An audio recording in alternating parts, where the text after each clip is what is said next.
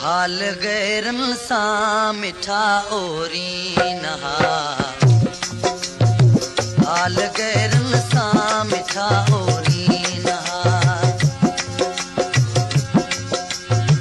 ये जख्म दिल जा वरी छोरी नहा, ये जख्म दिल जा वरी छोरी नहा। हाल गैरन सा मिठा ओरी नहा, हाल गैरन सा मिठा ओरी नहा। ये जख्म दिल जा वरी छोरी नहा, ये जख्म दिल जा वरी छोरी नहा।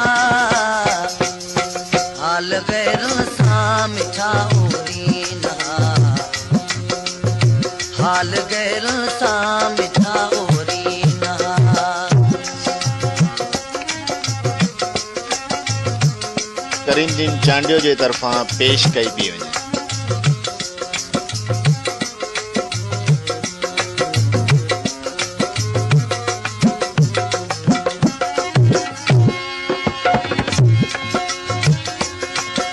सुठो मुक़दर जो सब कहीं,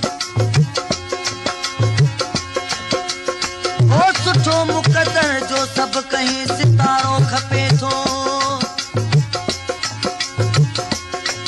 पर सूर में बचड़ला बिल किनारो खपे थो।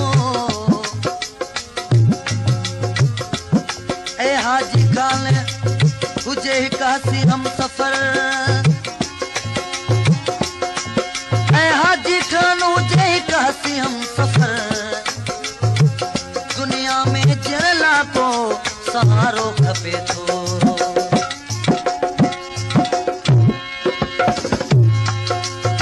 जेरु समो थी पियो प्यार में, जेरु समो थी पियो प्यार में। प्यार पंहिंजे खे खणी तोड़ी ना, प्यार पंहिंजे खे खणी तोड़ी ना। ये जख्म दिल जा वरी जोड़ी ना, ये जख्म दिल जा वरी जोड़ी ना। हाल गैरन सा मिठा ओरी नहा, हाल गैरन सा मिठा ओरी नहा।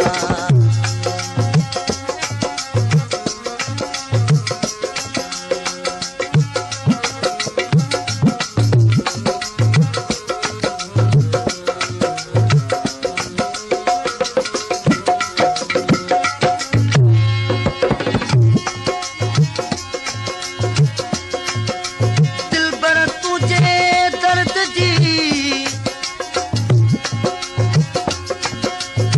ओ दिलबर तुझे दर्द जी आऊं कंहिंखे दाहियां। सवा तुझे सुपरी आऊं जग में कीअं जियां। हण सोवार सदको थियां तरा खान दिलबर जे नाम दा।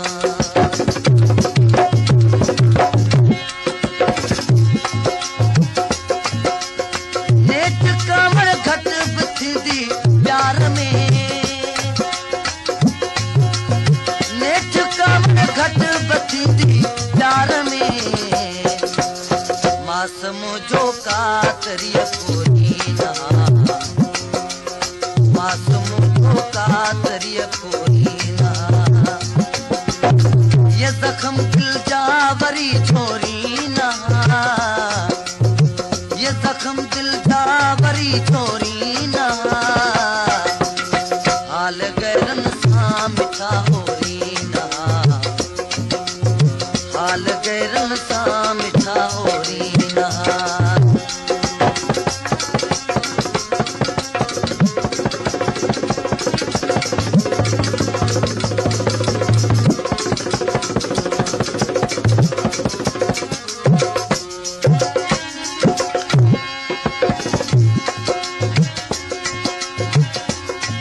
बिहर अज बुधाई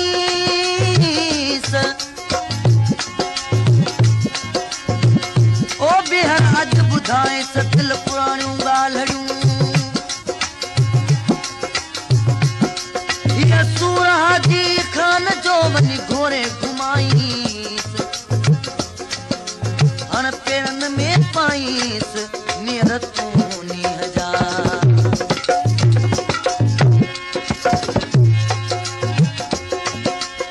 हीअ घारा तोखां जुदा बि तिरछा